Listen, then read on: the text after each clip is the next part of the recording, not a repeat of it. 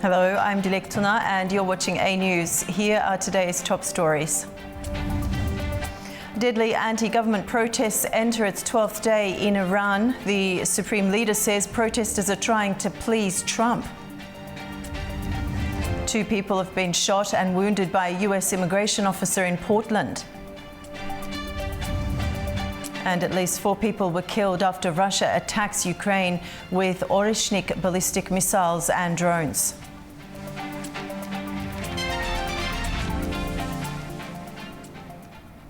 Huge crowds of protesters have been marching through Iran's capital and other cities for a 12th day. Alongside this, the government cut off the country's internet. Iran's supreme leader Ayatollah Ali Khamenei on Friday accused protesters of acting on behalf of US President Donald Trump, saying rioters were attacking public properties and warning that Tehran would not tolerate people acting as mercenaries for foreigners. Anti-government protests across Iran have intensified as they reach the 12th day, with reports of Tehran's security forces being forced to retreat in Mashhad, the country's second-largest city. At least 45 demonstrators have been reportedly killed in Iran since the beginning of the unrest, and thousands of arrests have been made. Iran's state broadcaster says authorities are blaming the United States and Israel for fueling the protests, with what they describe as terrorist elements linked to opposition and monarchist movements. Meanwhile, internet monitoring group NetBlocks reports a nationwide internet blackout in Iran, describing it as a series of escalating digital censorship measures targeting the demonstrations. It comes as US President Donald Trump says Iran's supreme leader Ayatollah Ali Khamenei is planning to leave the country, with reports suggesting he's fleeing to Russia. US Vice President J.D. Vance says Washington is closely monitoring the situation and has pledged support for the Iranian people. Well, look, we certainly stand by anybody who's engaged in peaceful protest, anybody who's trying to exert their rights for free association and to have their voices heard. Obviously, the Iranian regime has a lot of problems. And as the President of the United States has said, the smartest thing for them to have done, it was true 2 months ago, it's true today, is for them to actually have a real negotiation with the United States about what we need to see when it comes to their nuclear program. I'll let the President speak to what we're going to do in the future, but we certainly stand with anybody across the world, including the Iranian people, who are advocating for their rights. However, the country's army chief, General Amir Hatami, condemned what Tehran is calling a threat by Trump of possible intervention. And on Thursday, Iran's Foreign Minister Abbas Araghchi, during a visit to Lebanon, said they're ready for war if that is Washington's intent. However, he added that they're open to negotiations with the United States as long as they are based on mutual respect and interests. The unrest, which began in late December, was triggered by the country's worsening economic crisis and its plunging currency. Following a call by the country's exiled Crown Prince Reza Pahlavi for further protests, thousands of demonstrators in Tehran chanted anti-government slogans and called for his return. The protests marked the first test of whether the Iranian public could be mobilized by Pahlavi, whose father fled Iran shortly before the 1979 Islamic Revolution. However, it remains unclear how Pahlavi's call will influence events going forward, as pressure mounts on Khamenei. US President Donald Trump said he had cancelled a planned second wave of attacks on Venezuela after cooperation from the country. In a post on Truth Social, he stated that relations between Washington and Caracas were progressing well. Trump added that major oil companies were expected to invest at least $100 billion in Venezuela. However, he said all oil tankers in the country would remain in place for security reasons. 2 people have been shot and wounded by a US immigration officer in Portland. Homeland Security say the incident happened when US Border Patrol agents were conducting a targeted vehicle stop. It comes just after a fatal shooting of a woman by an ICE agent in Minneapolis on Wednesday. US leading city and state officials are calling for calm after a man and a woman were wounded when an immigration agent shot them in Portland, Oregon on Thursday afternoon. The US Department of Homeland Security said the shooting happened during a targeted stop by Border Patrol agents and said the officer fired a defensive shot. The vehicle was carrying 2 people, allegedly Venezuelan gang members, according to officials. We are working closely with Portland Police, and the FBI certainly is here, and we're making sure that that they have all the resources that they need. And of course, our priority and main concern is that there's a thorough and complete investigation, that all facts that can be learned are obtained, and that we can get as much information as possible. The incident comes just 1 day after Renee Nicole Good, a 37-year-old US citizen and mother, was fatally shot in a car by an Immigration and Customs Enforcement officer in Minneapolis on Wednesday. The shooting sparked large-scale protests across the United States, including Minneapolis, where thousands of people marched through the streets. The Trump administration says it's exploring a plan to encourage Greenland to break away from Denmark and join the United States. Officials are considering offering residents thousands of dollars each as part of the proposal. The Trump administration says it's considering paying each Greenland resident thousands of dollars. It's part of a bid to encourage the territory to secede from Denmark and join the United States. While no final decision has been taken, US officials have discussed payment figures ranging from $10,000 to $100,000 per person, according to Reuters, citing people familiar with the internal discussion. The discussions are still at an early stage, but the administration is already signaling its intentions to European leaders. US Vice President J.D. Vance says Secretary of State Marco Rubio is expected to meet with the leaders soon. He also said President Donald Trump is serious about abandoning the world's largest island. Well, first of all, Secretary Rubio, I believe, is meeting with the leaders of Denmark and Greenland next week, I want to say it is, but maybe it's the week after that. We'll continue to deliver some of these messages in private, some of them in public, but I guess my advice to European leaders and anybody else would be to take the President of the United States seriously. However, the European Union Foreign Policy Chief, Kaja Kallas, says very concerned and backs Denmark. Of course, the messages that we hear regarding Greenland are extremely concerning, and we have had discussions also among the Europeans. If this is a real threat, and if it is, then what would be our response? So, as Denmark has been a good ally for United States, and all these statements are not really helping the stability of the world, I would say. With a population of roughly 57,000, the total cost of such a purchase could range from more than $500 million to nearly $6 billion, according to analysts. Russia has attacked Ukraine using an Oreshnik ballistic missile, one of its most advanced weapons, with Kyiv saying it was aimed at the Lviv region.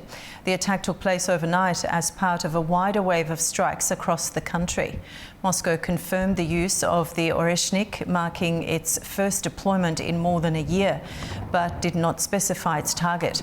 Ukraine's Air Force said the missile travelled at around 10 times the speed of sound, and that its exact type would be confirmed after debris analysis. Foreign Minister Andriy Sybiha said Ukraine will seek urgent international action, including meetings of the UN Security Council and the Ukraine-NATO Council. Ukraine's Air Force and Russia fired 36 missiles and 242 drones in total, killing 4 people and wounding 10 in Kyiv, with no confirmed casualties reported in the west of the country. And it's this heavy fighting that's led Ukrainian President Volodymyr Zelensky to say that an agreement on security guarantees with the United States is ready to be signed. He added that discussions had also advanced on documents related to Ukraine's reconstruction. Zelensky warned of a possible new large-scale Russian strike, saying Moscow is seeking to exploit winter conditions, and reiterated calls for continued international support for Ukraine. We believe that the agreement on security guarantees with America is ready for signing at the highest level. It is important that in a trilateral format we discuss documents on the restoration of Ukraine and economic development. Ukraine, America, Europe. It is almost ready. We worked very substantively on the main political document, and on our part, we are completely constructive. At least 13 people, including 5 children, were killed in Israeli strikes across Gaza on Thursday, according to Gaza's Civil Defense Agency, despite an ongoing ceasefire. The agency said 4 people, including 3 children, were killed when a drone hit a tent for displaced families in southern Gaza. In the north, an 11-year-old girl and another person were killed in a separate strike on a school. Later in the day, an airstrike on a house in eastern Gaza City killed 4 more people, with rescue teams searching for those still missing. The Israeli military said it was reviewing the reports. Syria's defense ministry has announced a ceasefire in Aleppo. It's after days of deadly clashes between the army and Kurdish fighters, which forced thousands of civilians to flee. The violence began on Tuesday and has killed at least 21 people. It's the worst outbreak of fighting since Islamist authorities took power just over a year ago. Earlier, Syrian President Ahmed al-Shara held separate phone calls with Turkish President Recep Tayyip Erdogan and French President Emmanuel Macron. The leaders discussed bilateral collaboration as well as close coordination on shared threats. We'll take a short break now, and when we return, we will look at the latest news from the region. Stay with us.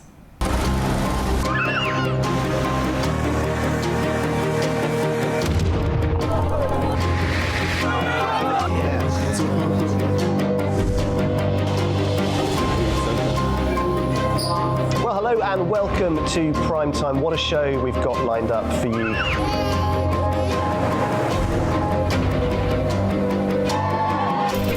In a complex world, clarity is power.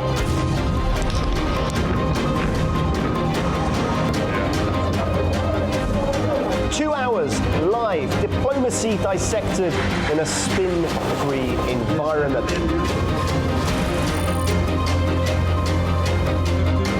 That's Prime Time with me, Guy Schoen, weekdays on A News.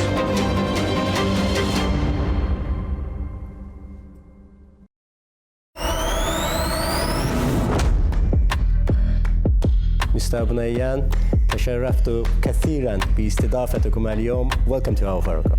والله الشرف لي أنا. Why Azerbaijan? Azerbaijan is a hub of green energy. What made us extremely interested in Azerbaijan is investment environment. What is the biggest risk in the global shift of energy transition? You need to have the right balance. Unfortunately, many countries has lost a lot due to this extreme opposition. Aqua Power business model and operating model that we are relying on local people. We transfer the know-how, the technology, the knowledge. Sorry, can we assess it as a spoiler for your long-term projects in Azerbaijan as well? Yes.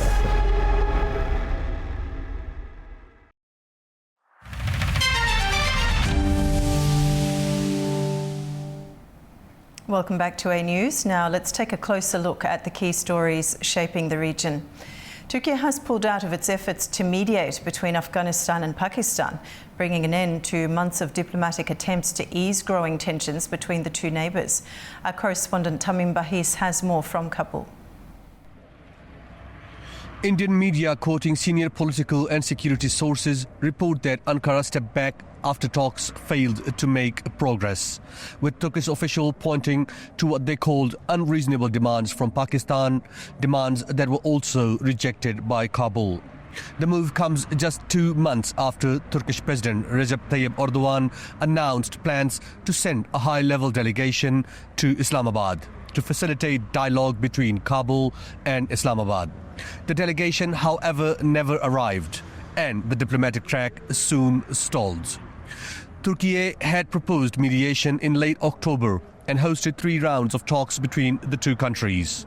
But despite these efforts, no tangible breakthroughs were achieved, and tensions along the border continue to rise.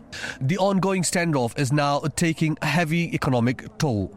Pakistani media report exporters are losing nearly $177 million every month because of the continued closure of key trade routes between Afghanistan and Pakistan.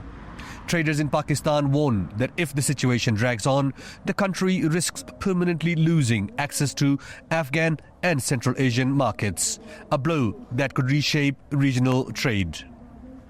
Speaking at a press briefing, Pakistan's Foreign Minister spokesperson Tahir Andarabi said Pakistan has no disagreements with Afghanistan apart from concerns over terrorism. With Turkey stepping aside and no clear diplomatic path forward, the standoff between Kabul and Islamabad now appears set to continue, with mounting political strain and growing economic losses on both sides of the border. Tamim Bahis in Kabul, A News.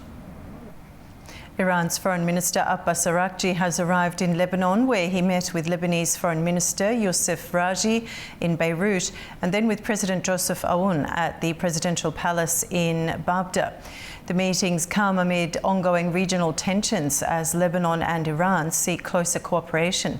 Araghchi, speaking at a press conference on Thursday, highlighted the importance of addressing regional security concerns, particularly those related to Israel. Later through the day, Araghchi is set to hold talks with Prime Minister Nawaf Salam and Parliament Speaker Nabih Berri.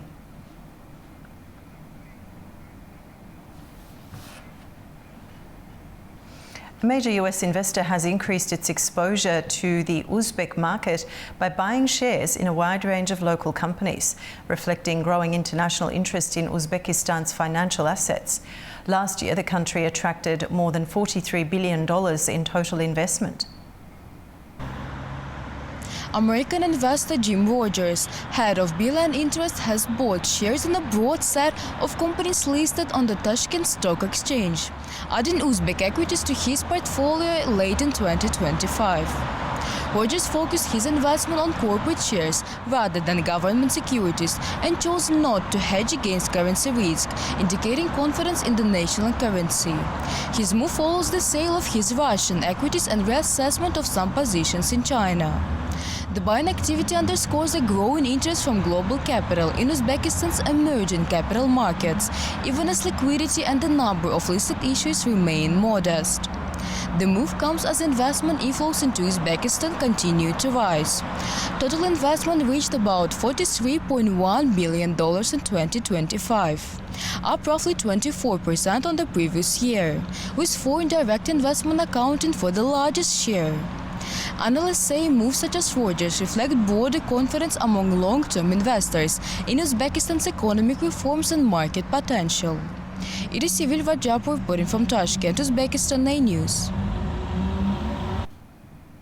Azerbaijan has dispatched a new rail shipment of petroleum products to Armenia, marking a continued resumption of trade following the lifting of long-standing transit restrictions. Our correspondent has more. We are at the Bilajari railway station, where the second shipment of Azerbaijani fuel to Armenia has just passed through. According to local media reports, the delivery includes 1,000 tons of RON 92 petrol, 1,000 tons of diesel fuel, and 1,800 tons of RON 95 petrol. Armenian Economy Minister Gevorg Papayan says the flow of goods via Azerbaijani territory is continuing, including fuel and grain. According to him, the current fuel deliveries could cut petrol and diesel prices in Armenia by up to 80 drams per liter. Minister added that other oil companies are now also moving to lower prices. The shipment follows the first delivery of Azerbaijani fuel last year, which marked the first rail transport of petroleum products to Armenia in decades.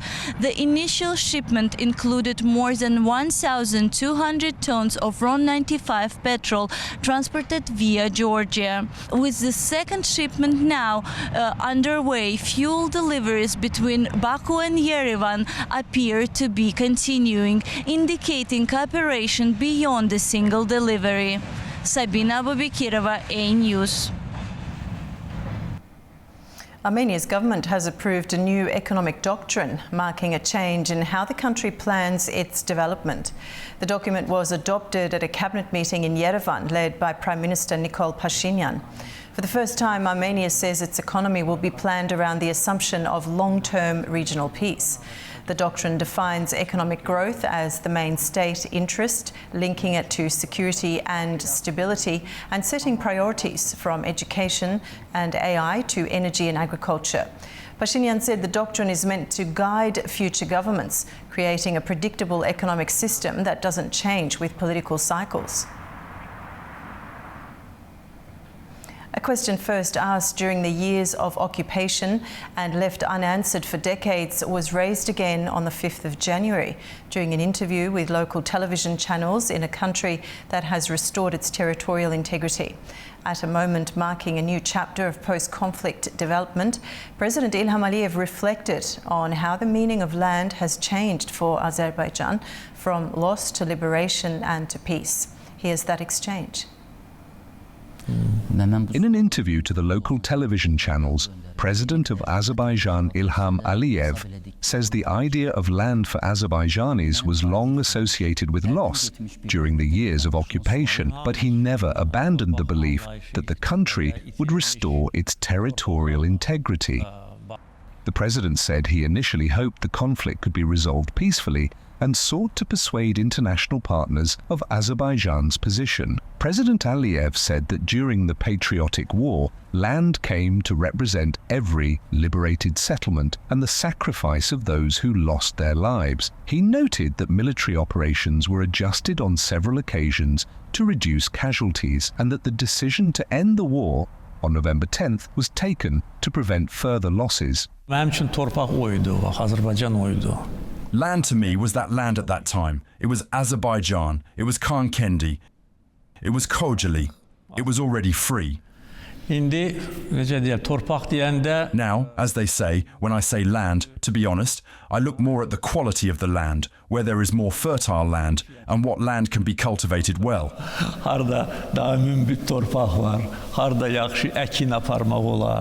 When I go to Karabakh, I look and see that it is black soil there. I say what a beautiful and fertile land it is.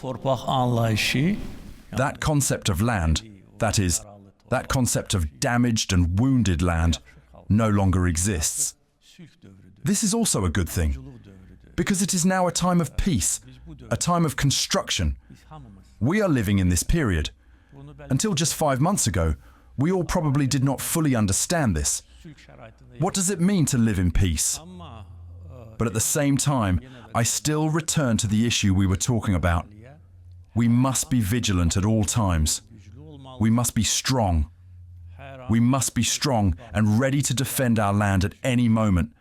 And I am sure that from now on, not a single inch of our land will fall under anyone's feet. There is both strength and determination for that. There is the unity of the people. There is a strong state of Azerbaijan. President Ilham Aliyev said that while Azerbaijan is living in a period of peace and construction, the country must always remain prepared to defend its territory. He stressed that strength, vigilance, and unity remain essential to ensuring Azerbaijan's sovereignty. This week, Azerbaijan's President Ilham Aliyev spoke to local news channels on a number of topics and issues facing the country and the global community.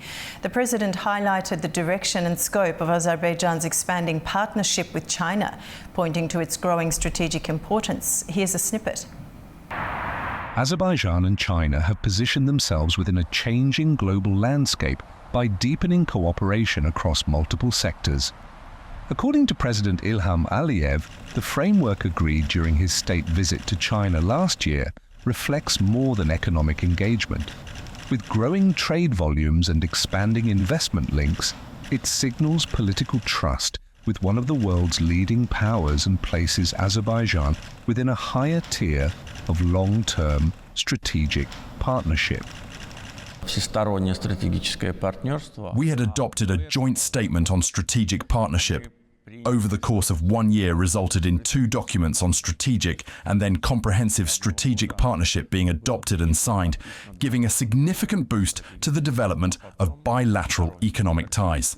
We are observing growth in turnover. It has reached a record high of $4 billion, even more than $4 billion, with growth of over 20%. $4 миллиарда, даже больше, чем $4 миллиарда, с ростом более 20%. This is probably the biggest increase in turnover we have had with any country. We are also seeing investment contracts being signed. Chinese companies have begun actively investing in Azerbaijan, something that had not happened before. There have been individual investment projects, but we have never seen them on such a large scale or so coordinated with government agencies. President Aliyev says these projects were the result of a deliberate strategic choice by Azerbaijan to partner with China in both green energy and green mobility. Начинается строительство электростанций, солнечных и ветровых. The construction of a solar panel factory has begun, and so has the assembly of electric buses. Началось строительство завода по производству. In this case, I must say that this was a strategic decision by the Azerbaijani side. Сборка электробусов. Because when we decided to develop not only green energy, but also green transport, we had to choose a strategic partner, and the choice fell on Chinese companies. This choice was made, in part, as a result of the agreements I have already mentioned. And of course, the professionalism, quality, and speed of execution of these projects have confirmed the correctness of this choice.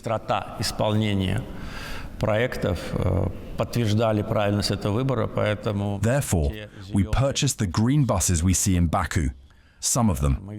Assembly will begin this year, with increased localization in the future. Начинается уже сборка и в дальнейшем с увеличением локализации. President Aliyev added that alternative rail links, including through the Zangezur corridor, would strengthen Azerbaijan's position as a transport hub, despite having no direct access to the open ocean. Китайская Народная Республика сейчас финансирует. The People's Republic of China is currently funding the construction of another railway to the Caspian Sea via Kyrgyzstan and Uzbekistan, investing billions. Миллиардные инвестиции. The terrain there is extremely complex, requiring the construction of a multitude of tunnels and bridges. Говорит о том, что раз уж они приняли решение финансировать. This very fact suggests that since they have decided to finance this project, the railway will not stand idle. Freight traffic to the Caspian Sea and therefore to Azerbaijan will increase. И наряду со странами Центральной Азии. Along with Central Asian countries, additional freight from China will naturally increase the demand for the east-west route, the middle corridor. Of course, we expect cargo from China and Central Asian countries to travel along the Zangezur corridor as well. Естественно, мы рассчитываем, что грузы из Китая. We naturally view it primarily as a link with the Nakhchivan Autonomous Republic, but also as an international transport corridor. Currently, there is only one railway route from Azerbaijan westward. There will be two. Будет два. Два всегда лучше, чем один. Two are always better than one, especially when you have no access to the world ocean and have to go through neighboring countries. It is always better to have an alternative for volumes, to be competitive, to prevent monopolization of the transit route by anyone, транзитного маршрута кем-либо и для того, чтобы and of course, to ensure more competitive tariffs. Конкурентоспособные тарифные условия. The president also confirmed the emergence of a new area of cooperation within the political framework of the partnership, military technical collaboration, describing it as a strategic decision with long-term potential. President Aliyev says the breadth of cooperation with China reflects Azerbaijan's broader objective to act as a facilitator of regional connectivity, investing in infrastructure, diversifying partnerships, and positioning itself as a reliable hub linking Asia, the Caspian region, and beyond. International Alpine Skiing Tournament among women has entered its second day in Shakhtar. Skiers from around the world are competing to decide the fastest, and we already have some new results. Our Narchicek Jahangirli is reporting from the ground. 20 alpine skiers from 11 countries are competing here in Azerbaijan's Shakhtar on day 2 of the international tournament. The race kicked off in the early hours of the morning with track testing and practice runs. As you can see, weather conditions today are quite challenging, with strong winds, heavy cloud cover and even a chance of snowfall. However, these conditions have not affected the quality of the race. Today, athletes are competing in the giant slalom discipline, a format that allows for higher speeds thanks to a longer course and more flowing turns. In the first run, Kazakhstan's Talkunova Daley finished in first place, followed by Switzerland's Nikita Anna in second. Uzbekistan's Rajapova Sabina currently holds third place. Representing the host nation, Azerbaijani skier Anastasia Papatoma placed eighth. The length of the slope athletes are skiing is 83 meters, where margins are razor thin. At this level of competition, even the smallest mistake can end the run. With speeds reaching around 100 kilometers per hour, athletes are fighting for every fraction of a second. This course is testing not only technical skill, but also mental strength. That's all for now, but we remain here in Shakhtar, continuing to follow the tournament. Narchicek Jahangirli, together with Natik Mammadov and Ilkin Mehdiyev, A News. And as part of the international skiing tournament, the Azerbaijan Winter Sports Federation and Tourism Agency held a briefing. Officials confirmed that Shakhtar will host the European and World Alpine Skiing Championships in March. They said the resort is fully prepared for world-class winter sports with the capacity to accommodate athletes.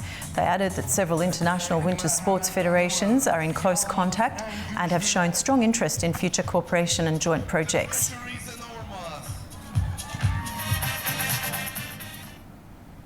We'll take a short break now, and when we return, we'll discuss efforts by Armenia and Iran to strengthen strategic ties and what's happening inside Iran itself. Stay with us.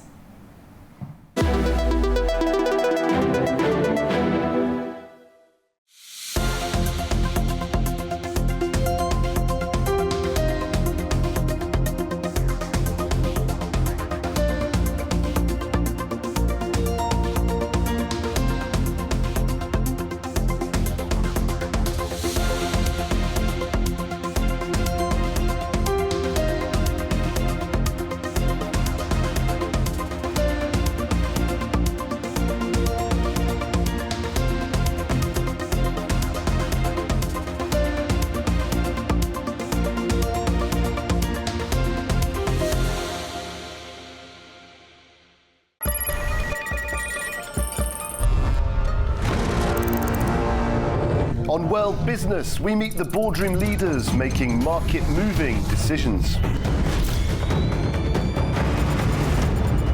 And find out how leaders are dealing with continuous technological disruption.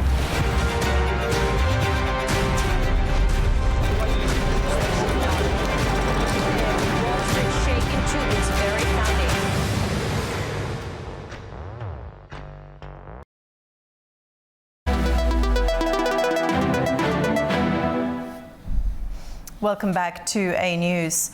Armenia and Iran are exploring ways to strengthen their strategic relationship following talks in Yerevan between Armenia's Foreign Minister Ararat Mirzoyan and Iran's Deputy Foreign Minister Majid Takht Ravanchi. The discussions focused on political cooperation and the unblocking of regional infrastructure, a sensitive issue in the South Caucasus. At the same time, Iran continues to face domestic protests and internal pressure, raising questions about how foreign policy and internal stability intersect. Let's bring in our guest, Associate Professor Dr. Zaur Gazimov from Turkish German University, Istanbul, Turkey. Doctor, welcome to the program. Thank you. Thank you for having me here. Now, in light of the protests and the unrest ongoing in Iran, it's increasingly important for them to uphold good relationships with neighbouring countries, which they've cultivated with Armenia. What do you make of this recent engagement between the two at this current time? Well, as we have just mentioned, Iran is in political turmoil, Iran is in economic turmoil, and in a social one as well. So the protest demonstrations cover, meanwhile, the entire country from the north to the south.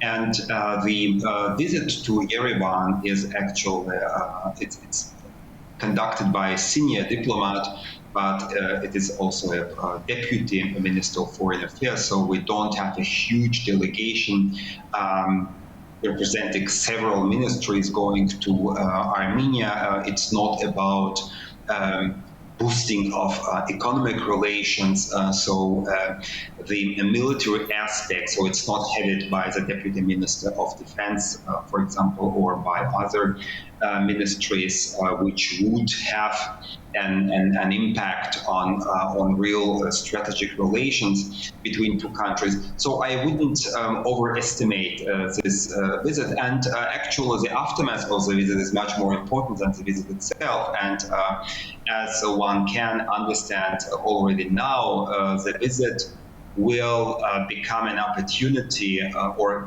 already became an opportunity, to hear again by Yerevan the commitment of the present-day government in Armenia to keep with trade route, to keep on dialogue, political dialogue, economic dialogue with Baku. So that's all actually Iran is not content with, but that's all what Iran cannot change or even alter anymore. So the visit is interesting on the margins of the everyday 24 hours protests in the country. In the same time, as I've told, I wouldn't overestimate it. And how do broader regional dynamics, including relations with Azerbaijan and Turkey, influence Iran's engagement with Armenia? Well, Armenia and Iran used to be very close allies in the region, maybe even as close as Azerbaijan and Turkey, as you've mentioned. But many things changed after the Second Karabakh War, and many things changed also due to the victory of Nikol Pashinyan in the elections in Armenia and the starting of his steadiest way of Russia and towards the transatlantic structures. So Armenia maintains very close cooperation with the United States, actually in security issues. That is what disturbs Iran. At the same time, there was a first visit by the Deputy Minister of Foreign Affairs of the Republic of Armenia to Israel for the first time since a very long time. So this very first step of Armenia towards any kind of relations with Israel caused also disturbances in Tehran. So, but in the same time, what we have witnessed in the last 1 year is almost the entire dismemberment and shutdown of the proxy system of Iran in the region of the Middle East, in Lebanon, in Syria, in Iraq, and in other places. So Iran is as weak as it has never been since the end of the Iran-Iraq war at the end of the 80s. So Iran has no luxury now to choice or to alter somehow the dynamics in the region, and even the relations with quite pro-Western Armenia are still of importance for the regime in Tehran. And unblocking regional infrastructure was part of the discussions. Doctor, why is this issue so important for both Yerevan and Tehran? Well, for Yerevan is still very committed to trade route. Yerevan, we see actually every week, every day almost, steps conducted by Baku and by Yerevan to come closer. And the framework is actually that Turkey, Armenia, Azerbaijan become closer under the U.S. auspices, under the U.S. homage somehow on the with regard to Zangezur corridor and other regional projects. That is what disturbs Russia, which is very preoccupied in Ukraine currently, and that disturbs Iran heavily. But Iran tries to act pragmatically as it actually used to do all the time, and the possibilities, the limits of doable things for Iran are very, very different now as they used to be a year ago. So Iran doesn't have any proxies, neither in Armenia nor in Azerbaijan. Iran has no possibilities to use any kind of economic leverage on Armenia and on Azerbaijan. Just give you an example. So there are no seasonal workers from Armenia or from Azerbaijan working in Iran. And the dependence on each other is very symmetrical with regard to Armenia and to Iran. So Iran has no items with which it could take an impact or make Yerevan to do this step or another step. So, and along with all that, I mean, the situation around the country, I mean, Iran now, and inside of the country is the subject of observance of the entire world at the moment. So it's a question now whether the political regime in Iran would be able to preserve power for a longer time or would be toppled. So that is another question that also has an impact on Iran-Armenian relations, of course. Okay. Now, Doctor, earlier you said that Iran was in turmoil, so let's slowly pivot towards the internal unrest there. Turmoil economically, politically and socially. How much does this domestic situation shape Tehran's foreign policy behaviour? Well, it can change the foreign policy to the aspect of any kind of using it for internal propaganda in a way that making out any menace that is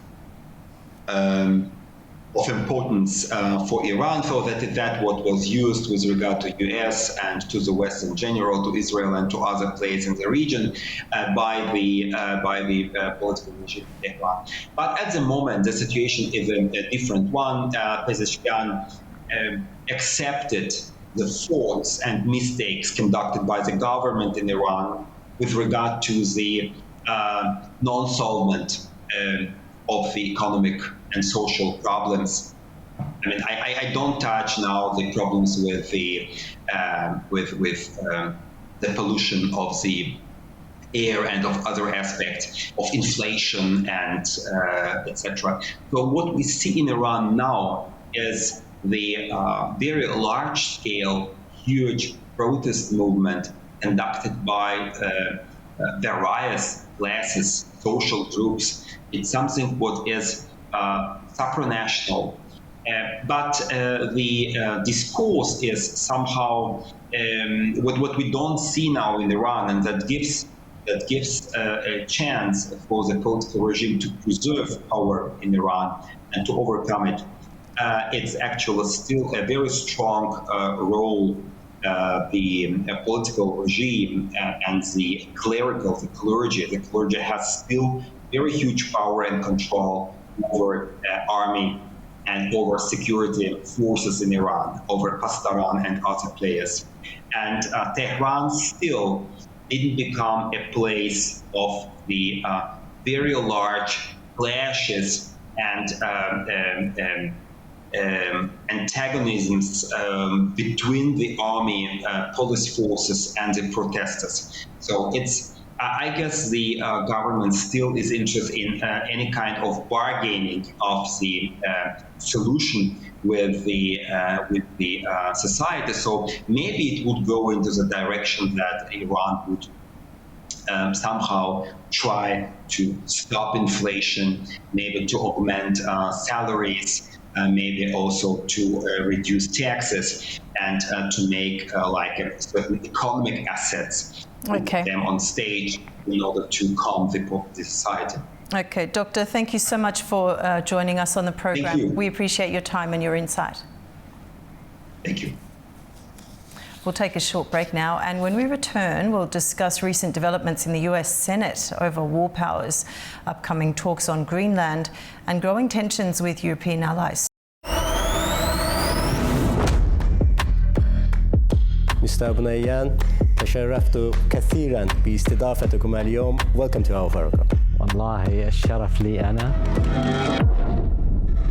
Why Azerbaijan? Azerbaijan is a hub of green energy. What made us extremely interested in Azerbaijan is investment environment. What is the biggest risk in the global shift of energy transition? You need to have the right balance. Unfortunately, many countries has lost a lot due to this extreme opposition. Aqua Power business model and operating model that we are relying on locally. We transfer the know-how, the technology, the knowledge. Sorry, can we assess it as a spoiler for your long-term projects in Azerbaijan as well? Yes.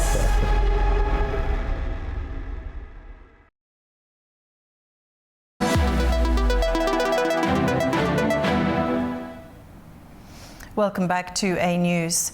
The US Senate has advanced a war powers resolution aimed at limiting President Donald Trump's authority to conduct further military operations against Venezuela without congressional approval, with several Republican senators joining Democrats in the effort. At the same time, US Secretary of State Marco Rubio plans to meet Danish officials next week amid controversy over potential US interest in Greenland. And French President Emmanuel Macron has warned that the United States is turning away from some of its allies. Let's bring in our guest, Gregory Matthew, political analyst from Stockholm, Sweden. Gregory, thanks for joining us.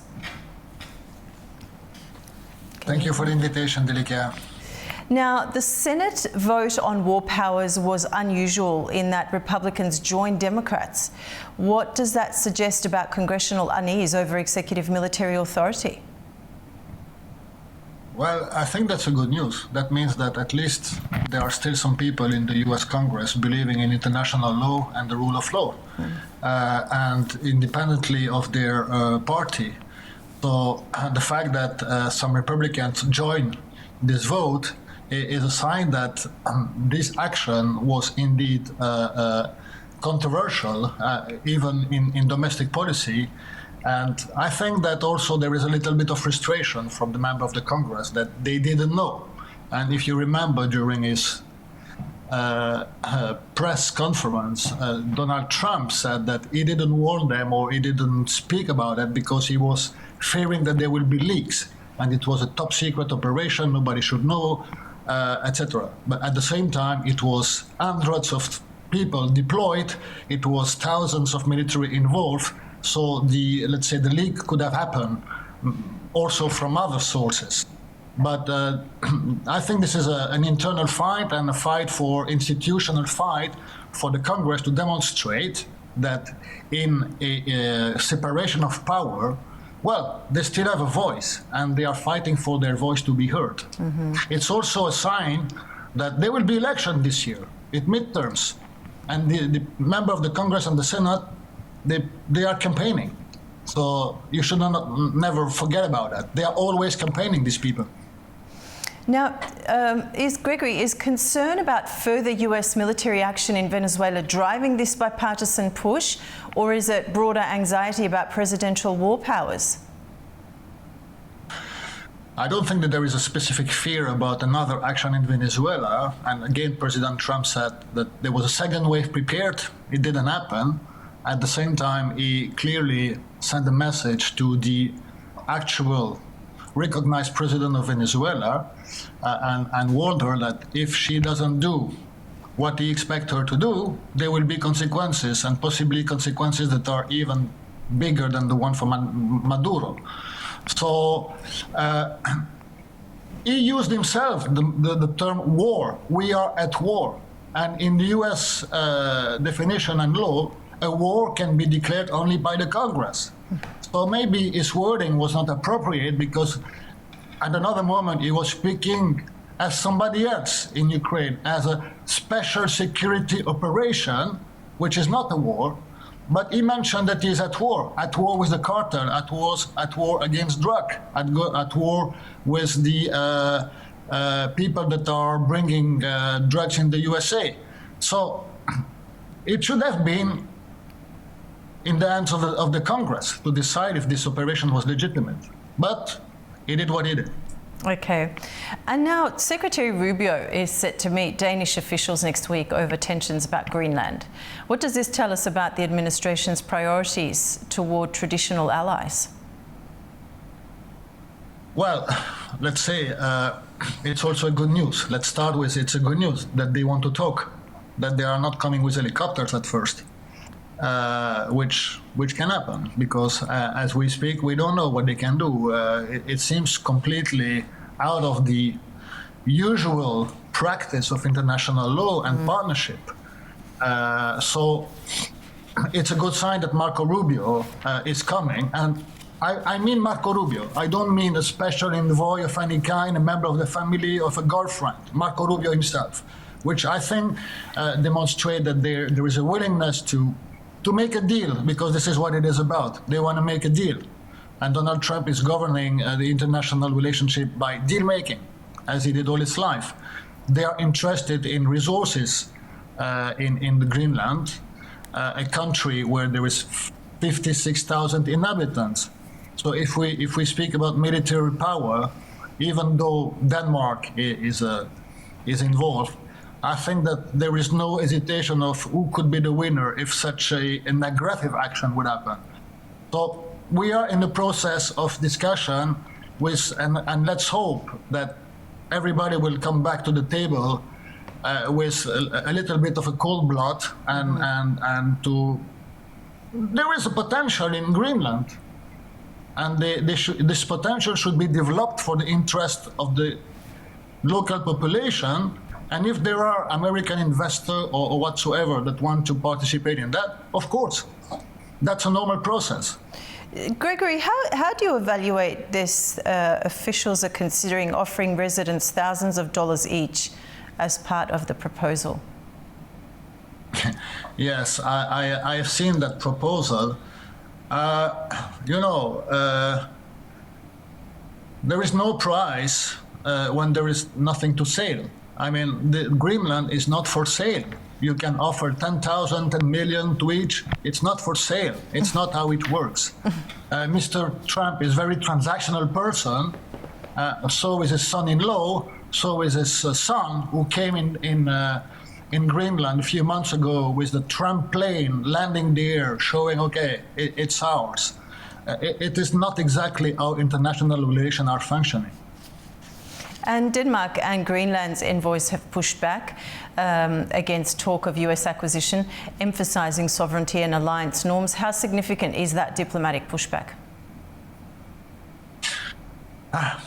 To be honest, Denmark is a lightweight in this fight.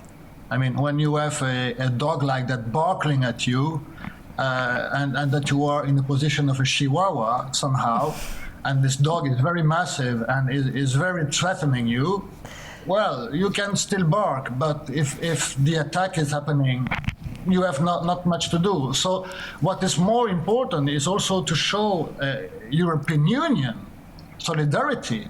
But I'm afraid that Mr. Trump is not keen to hear about Madame Callas so much. So he doesn't really care about the Europeans, what they think about it. He has an objective. He's speaking about national security. He wants to secure resources for the USA, and he will do whatever is needed to achieve his goal. Okay. And now some US officials have framed the Greenland focus in terms of Arctic security against China and Russia. How persuasive is that argument in European capitals? It is an argument that is valid. You know, during my last intervention on your channel, I was speaking about this alliance between Russia and China and about their willingness to show that there is another power on the earth, that there is a counterbalance to the hegemony. I think a few days after, someone showed them that there is only one boss for now. Of course, it's a valid preoccupation for the US, because if you think about the worst, if you think about airstrikes or nuclear strikes from Russia to the US, at any point, the trajectory of the rocket will go over Greenland. So, but they have already a base there. They already have capacity of interception there. So should they want to grow their base, to send more people, well, that's part of a discussion that Marco Rubio maybe will have next week. But to threaten like that, like it's ours, and we will take it anyway, and well, we will give you 10,000 like pocket money for your compensation. That's not how you're ruling the international order. Okay, Gregory, that's all we have time for now. Thank you so much for joining us. Thank you for your insight. You're very welcome, Tilikia. You're up to date with World News for the Hour. Thank you for watching and stay tuned to A News.